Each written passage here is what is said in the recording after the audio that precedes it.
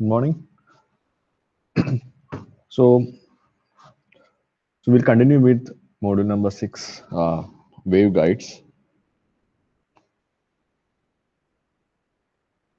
So in this class, we are going to look at some parameters of waveguides, particularly for TM mode, which we were looking last class.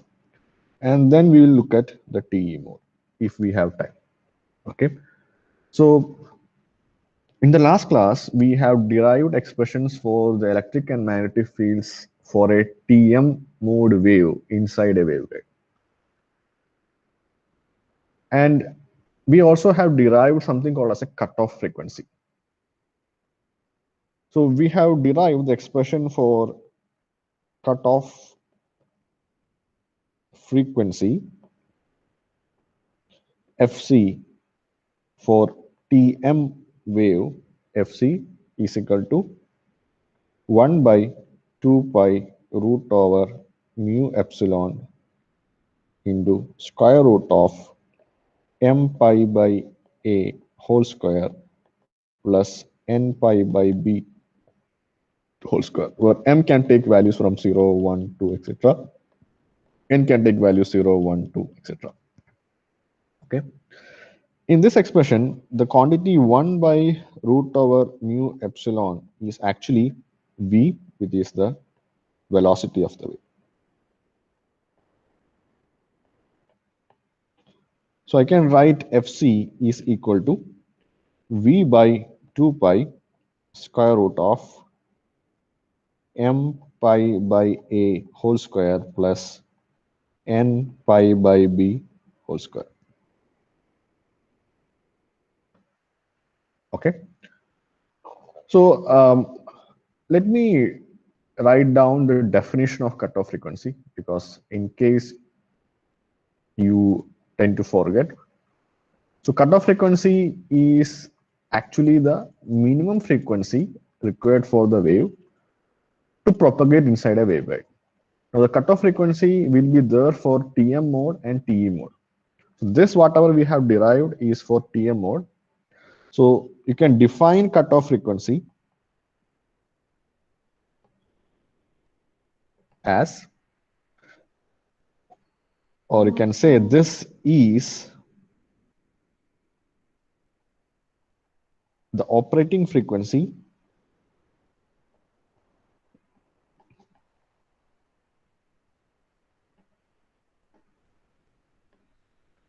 below which attenuation occurs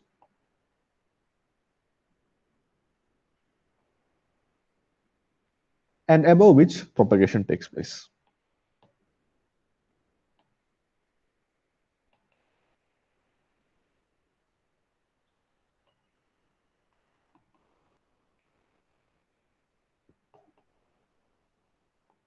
So only if the frequency of the wave is above cutoff frequency, the propagation of the wave will take place.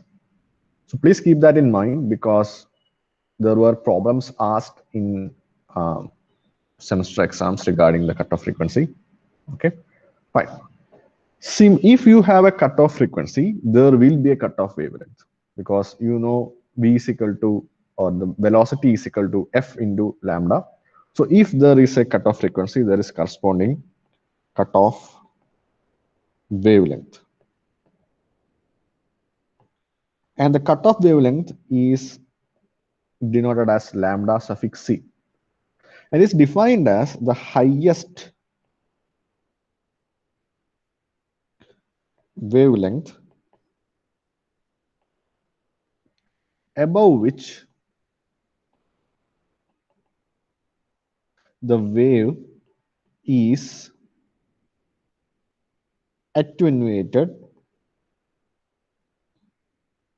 completely.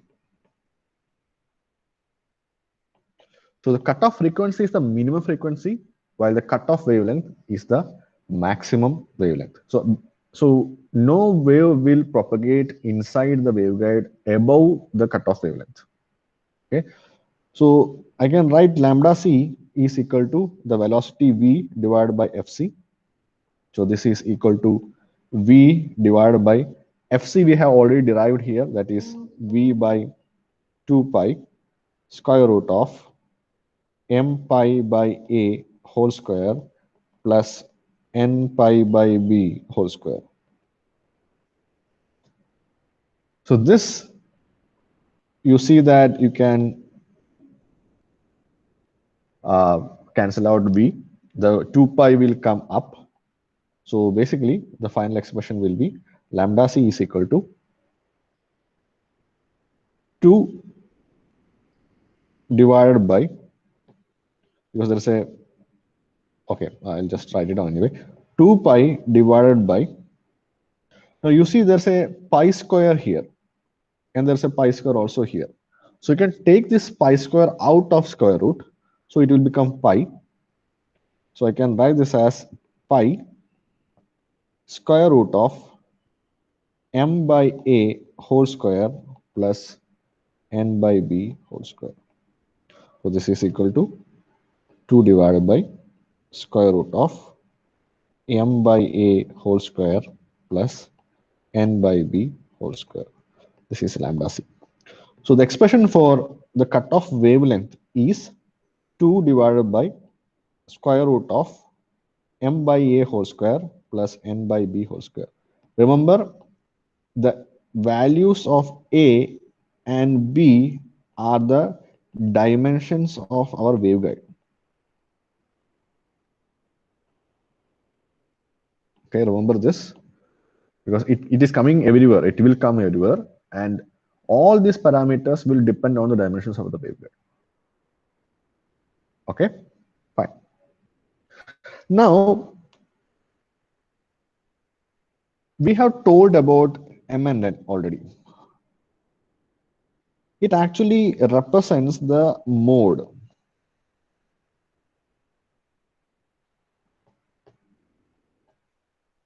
Okay, that means I can write TMN, which can be TM00, TM01, etc., TM33, etc. You can take any values. Now we need to find out what are the possible modes which will be able to present itself inside the waveguide. It might be possible that all these modes will not exist inside the waveguide. Okay. So we are going to see which all modes will exist. For that, let's look back at our equation of EXS, EYS, HYS, and HXS. Okay, so let me copy this.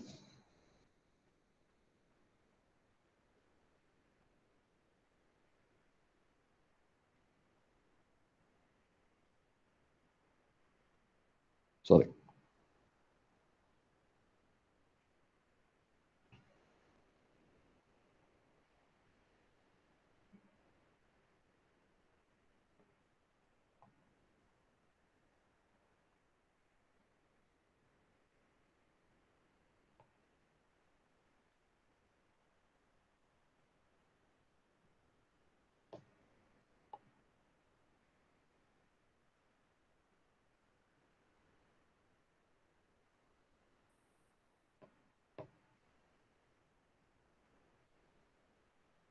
So this is the expression that we have derived in the last class. Okay. And you know that there is M, N, etc. in these equations. Now let's start with TM00 mode. So for TM00 mode, M value is 0 because this is M and this is N. And N value is 0. So if you substitute this in our equations, let me number this as 1, 2, 3, and 4. If you substitute this M and N values in equations 1, so EXS is equal to, you see, when N equal to 0, sine 0 is 0. So this whole term will become 0, or EXS is equal to 0. Now if you look at EYS, When you substitute EYS is equal to, when you substitute M and N in EYS, you see there is a sine M pi x by A. When you substitute M equal to 0, this sine term will become 0. The whole term will become 0. So this EYS is equal to 0. Let's look at HXS. For HXS, you see there's again a sine M pi x by A. If you substitute M equal to 0 here, sine of 0 is 0, so HX is 0. And similarly for HYS, when you substitute N equal to 0, this will be 0, and the whole thing will be 0, so this is also equal to 0. Implies all the field vanishes for M equal to N equal to 0, means no wave for TM00 in rectangular waveguide. So TM00 mode will not exist inside the rectangular waveguide. Let's look at the next one, TM01. So 0 is M, 1 is N. So M equal to 0, N equal to 1. So let's look at EXS. Okay.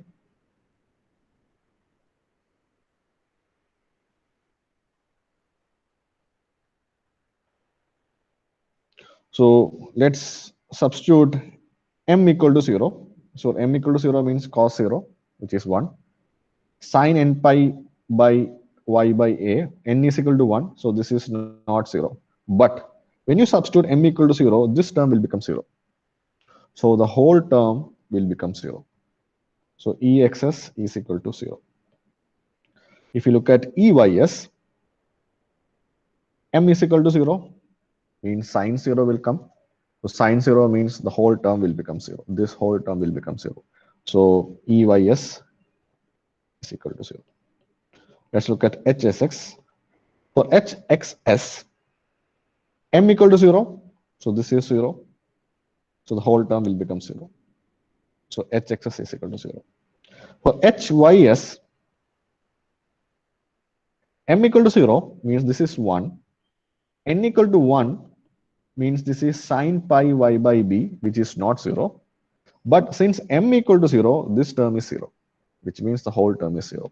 So HYS is also equal to 0. Implies no wave for TM01 in rectangular waveguide. So TM01 mode will not exist inside the rectangular waveguide. Okay, let's go further. Let's see at which mode that there is a wave motion available. So TM10, which means M equal to 1, N equal to 0. Let's look each of them, EXS, EYS, HXS, HYS. Okay, so M equal to 1 or N equal to 0 means this is 0, implies EXS is equal to 0. In EYS, M equal to 1, N equal to 0. So this is 1, this is some value, non-zero value. But since N equal to 0 here, this whole term will become 0. So EYS is also equal to 0. HXS, M equal to 1. So this is non-zero. N equal to 0. So this is 1, which is not 0. But N equal to 0 here, which means HXS is equal to 0. Now, HYS, M is equal to 1. This is 1. N is equal to 0, which means sine of 0 will come, which means the whole term will become 0. Or you can say EXS is equal to 0, EYS is equal to 0, HXS is equal to 0, HYS is equal to 0. Implies no wave for TM10 in rectangular waveguide. Okay, let's go further. TM11 implies M equal to 1, N equal to 1. Now, in this case, you see that EXS is non-zero because none of them are 0. All are some non-zero value, because of which EXS will exist. If you substitute in EYS, EYS is non-zero, HXS is non-zero, and HYS is non-zero, because none of these values are 0. So I can write this is not 0, EYS is not 0, HXS is not 0, HYS is not 0, implies TM11 mode exists inside rectangular waveguide. So this is the minimum mode which is going to exist inside a waveguide. So TM11 mode is called as dominant mode. So what is the dominant mode in a TM, in a rectangular waveguide? For TM mode, it is TM11, because this is the minimum mode which will exist inside a waveguide. Okay, fine.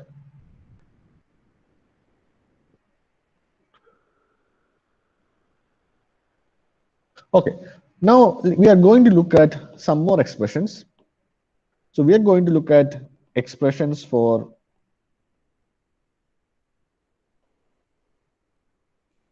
beta, phase velocity, I'll explain what that is, group velocity, guide wavelength. This in terms of cutoff wavelength, M, N, similarly FC. Okay. So in our derivation, we have told that gamma square is equal to M pi by A whole square plus N pi by B whole square minus omega square mu epsilon. This we have already seen in the last class. Now, at cutoff frequency, that is at omega is equal to omega c, that is equal to 2 pi fc, you see that gamma, these two terms will be equal, or gamma square is equal to 0. This will be 0. So at cutoff frequency, the value of propagation constant is equal to 0, implies I can write omega c square mu epsilon is equal to M pi by A whole square plus N pi by B whole square. Sorry. At cutoff frequency, you cannot say that propagation constant is 0. You can say that the value of omega c square mu epsilon is equal to M pi by A whole square plus N pi by B whole square. So I can write gamma square is equal to, let us substitute omega c square instead of M pi by A whole square plus N pi by B whole square, because this is, both are equal. So I can substitute this here. Okay, so gamma square is equal to omega c square mu epsilon minus omega square mu epsilon. So this is equal to omega c square minus omega square into mu epsilon. Now for wave propagation,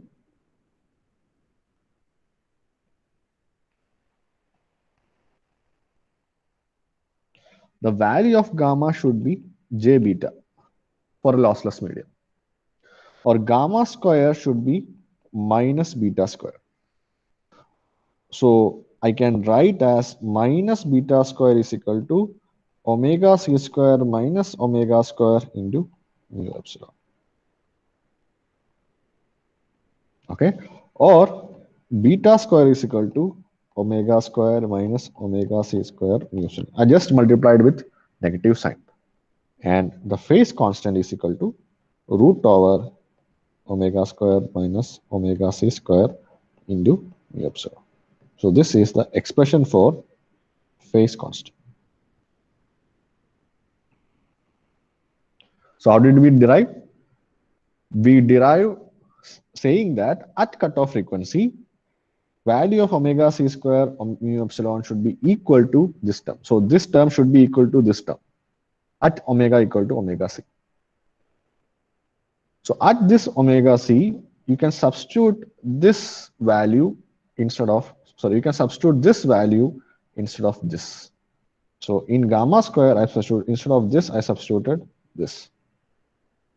And we saw that for lossless medium, the propagation constant should be j beta for the wave to propagate. Otherwise, the wave will not propagate. So we have found the corresponding expression for phase constant. Next, we are going to look at something called as phase velocity.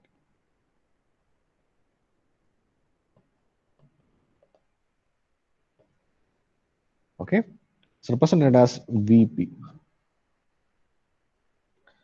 So it is defined as the rate at which the wave changes its phase with respect to the guide wavelength.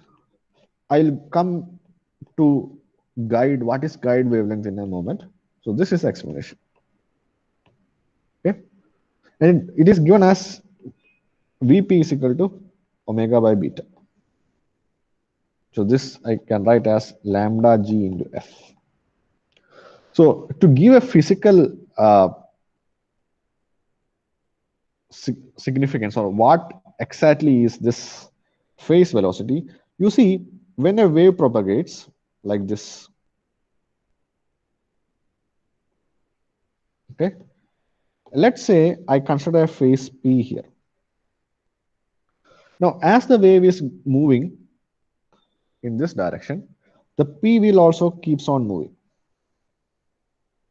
Okay, you assume that you're standing on p, on this dot. So when the wave moves, you also will go down, reach the bottom, will go up, reach the maximum, and keep on moving. Now, if you measure the complete distance, for example, this complete distance, this distance up to here, and calculate the time it takes to reach that distance, and if you divide the distance by time, then whatever velocity you are getting, that is the phase velocity. Okay. Now there is another possibility. I am saying I don't want to look at what path you are going. Okay, I'm going to look at 2 points only. That means I'm going to look at starting point and ending point. Okay, and I'm going to measure this distance, and I'm going to ask you what is the velocity. So if you measure this distance and divide by time, the velocity that you get there is something called as group velocity. And the velocity that you get if you measure the complete distance, it is called as the phase velocity. So phase velocity can have value greater than the velocity of light. And the group velocity cannot have a value greater than the velocity of light. Okay, so there are 2 conventions. Actually speaking, when you have multiple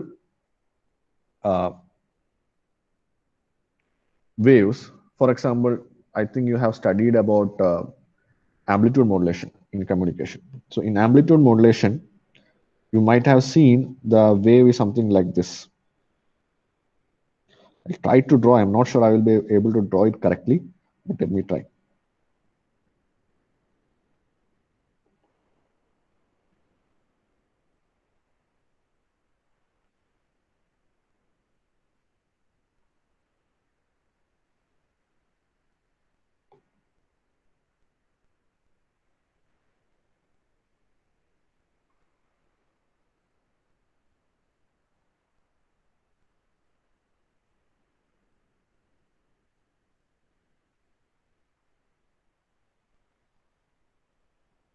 So this is the wave that you can see in an amplitude modulated wave, AM wave.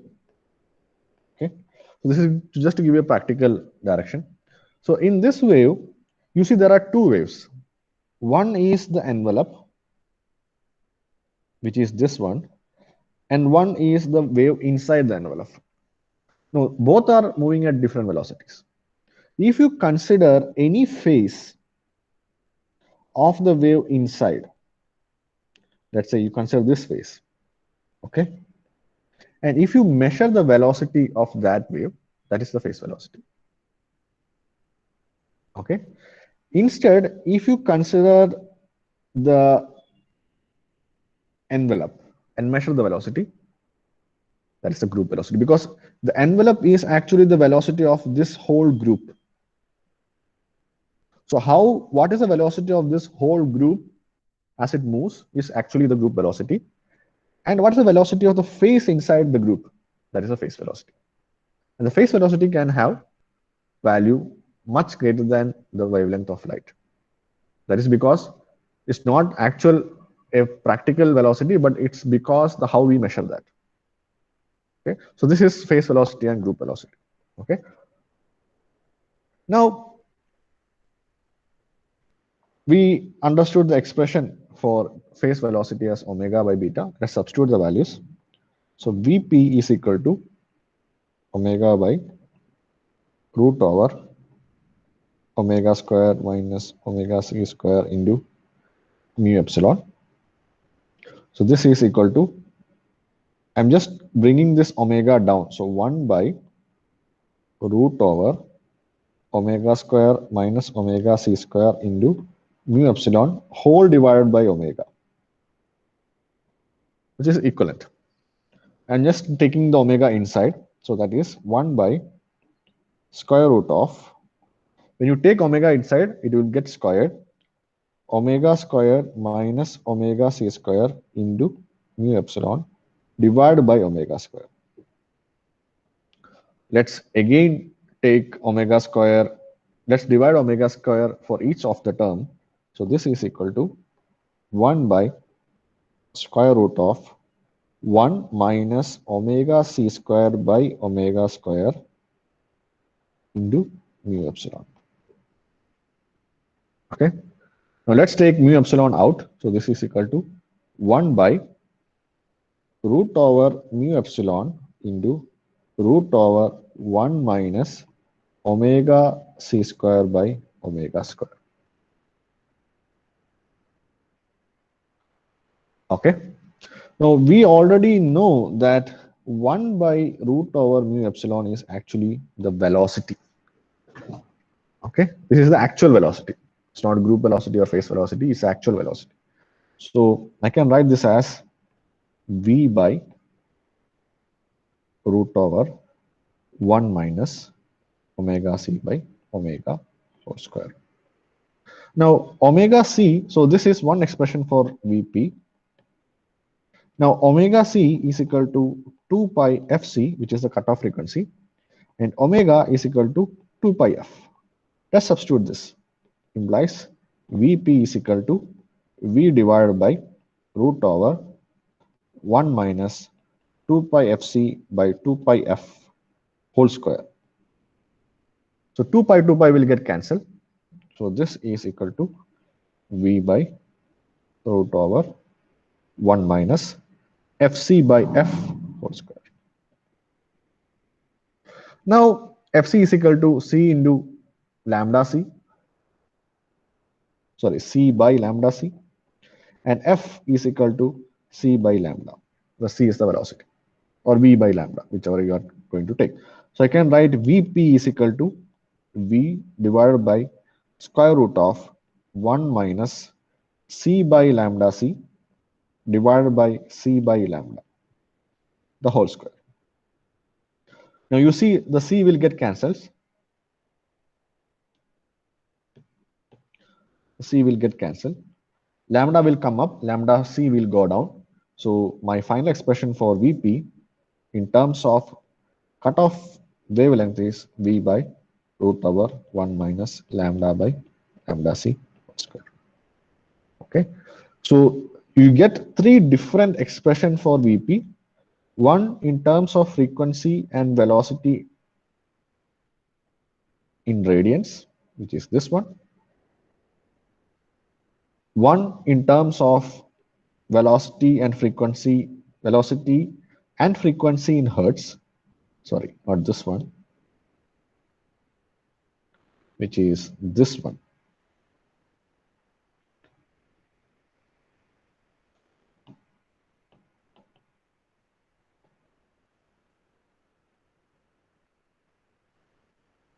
And the last, you get velocity Vp in terms of cutoff frequency, cutoff wavelength, and velocity. So you get three different expressions. Okay. Now let's look at the next term, which is the group velocity.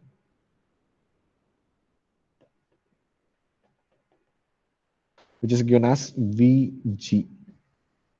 So definition of Vg is the rate of change of angular velocity with respect to the phase, with respect to the change in phase.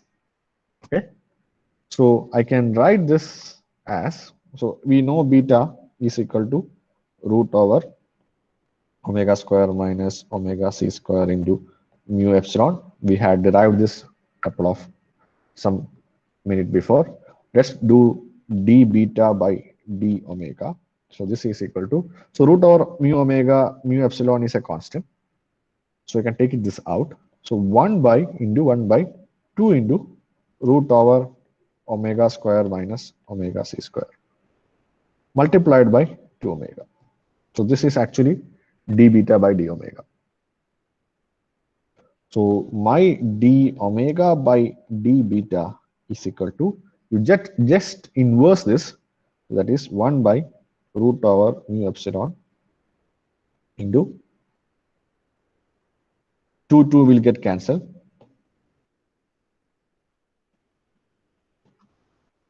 So I'll have root over omega square minus omega c square divided by omega. Let's take omega inside the square root. So this is 1 by root over mu epsilon square root of 1 minus omega c by omega the whole square. Okay.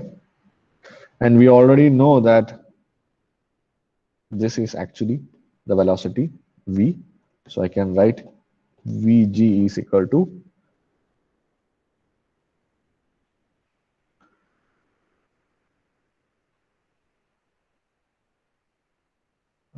did I make a mistake?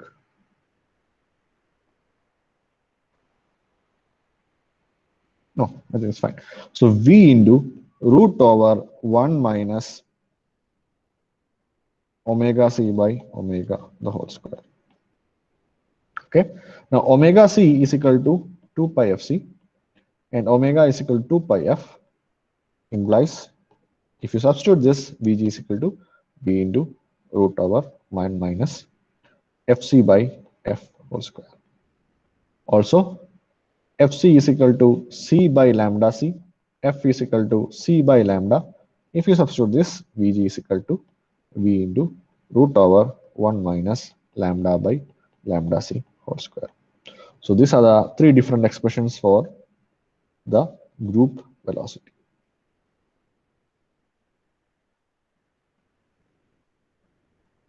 Okay.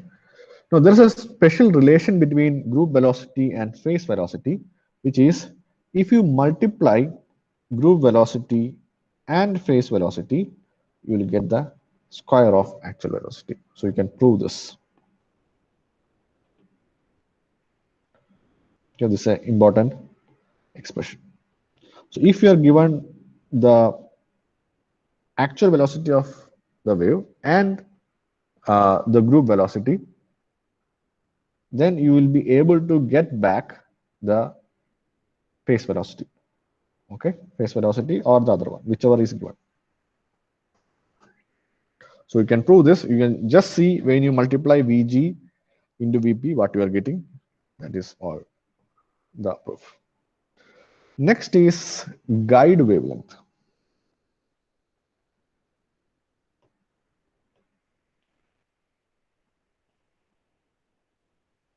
Okay, it is the distance traveled by the wave to have a phase shift of 2 pi radians in wavelength. So how much should the wave travel so that the phase difference between the starting point and the ending point is 2 pi? That is the guide wavelength. And the expression for guide wavelength is lambda g is equal to 2 pi by beta, where beta is the phase constant. Okay, that is, I think that is simple to visualize, because you see that wave starts from here, it goes and it reaches back here. So this, from this point A to this point B, which is on the straight line, it has traveled some distance, let's say lambda g, and the phase difference between these two distance is 2 pi, and beta is the phase constant, which is the phase per unit length. So when it travels a distance of lambda g, it will change the phase by 2 pi, which means my cutoff, my guide wavelength lambda g is equal to 2 pi by beta. Okay, and I think the last parameter for the wave inside waveguide is called as wave impedance.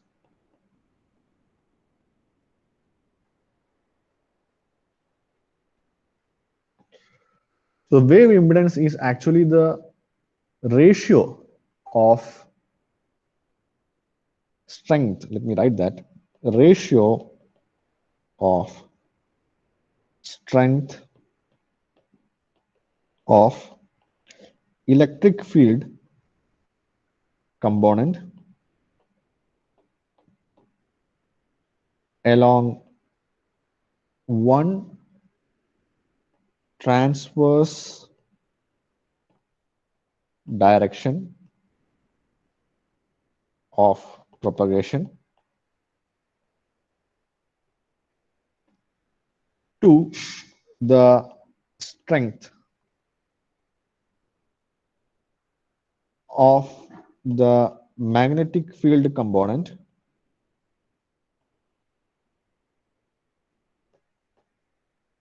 along other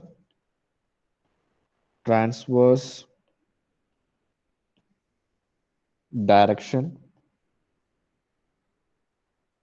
of propagation.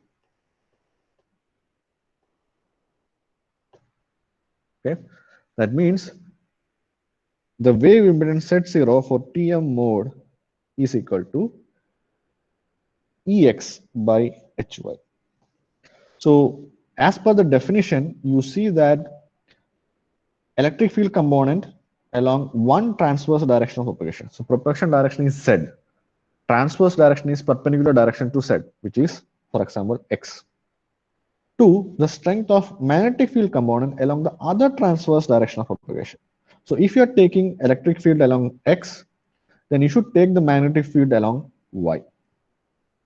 Okay, and the ratio of this is the value of the impedance.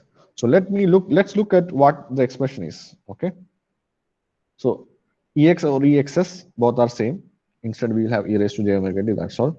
So Exs is, if you look at this, this is Exs and this is Hys.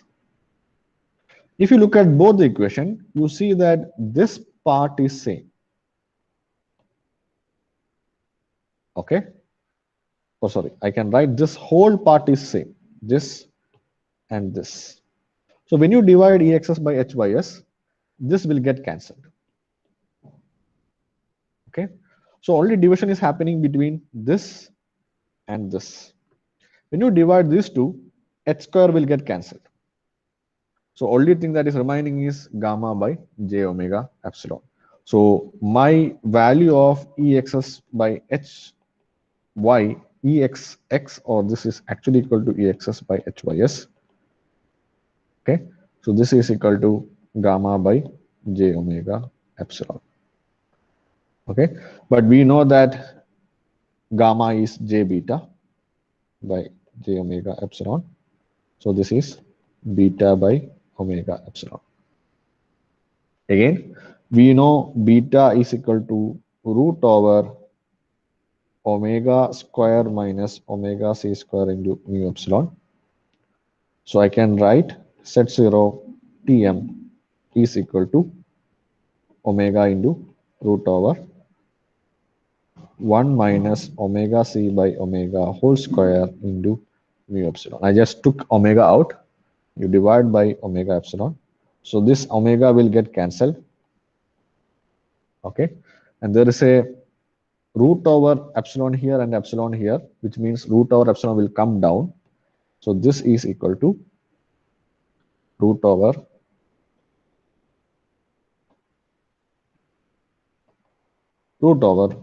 mu by epsilon into root over 1 minus omega c by omega whole square. And this is equal to root over mu by epsilon into square root of 1 minus fc by f whole square. This is Z0 or the wave impedance for a TM mode. Okay, so we can write this in a bracket.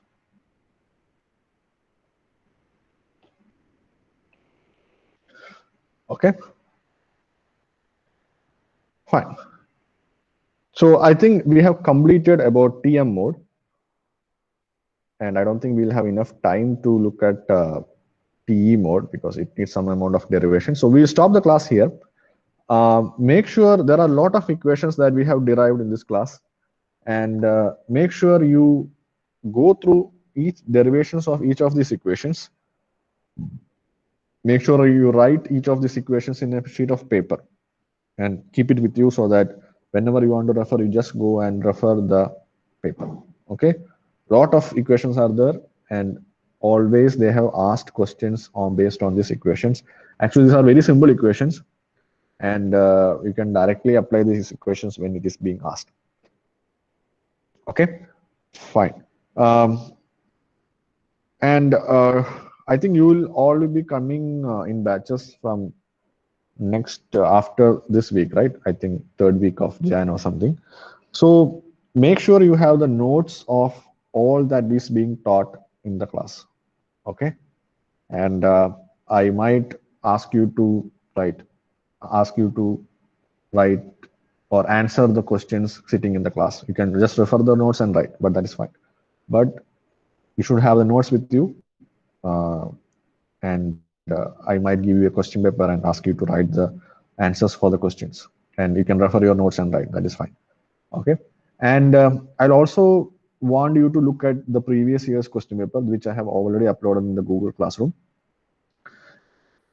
And I will post an assignment based on the question paper. So I will take one question paper at a time. For example, I think the oldest one is December 2017. So I'll take one question paper and I'll ask you to answer some of the questions from that question paper. So you can refer these notes and answer them, and you need to submit it online. I'll give you some time also to answer, and it will also include problems. So make sure you also understand the equation so that you can do the problems. Okay, fine. So I think we'll stop it here. Let me just take that attendance.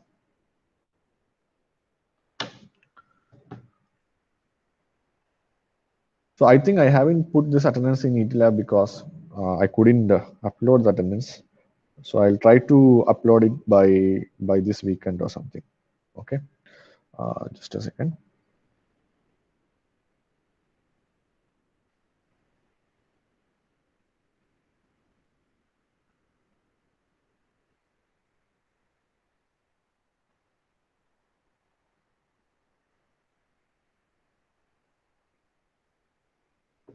Okay, so absent is 1 absent, 2 absent, 3 absent, 4 is present. Okay, 5 absent, 7, 8, 9, 9 absent,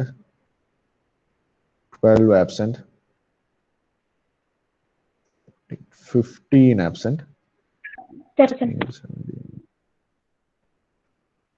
sorry, ആരാണ് percent പറഞ്ഞത്? 15. 15% ആണോ? Okay. 16, 17, 18, 19, 20, 21 absent,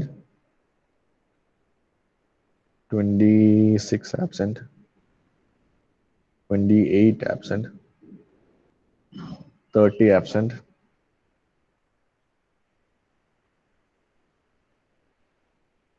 36 absent. 38 absent. 42 absent. 45, 46, 47, 48 absent.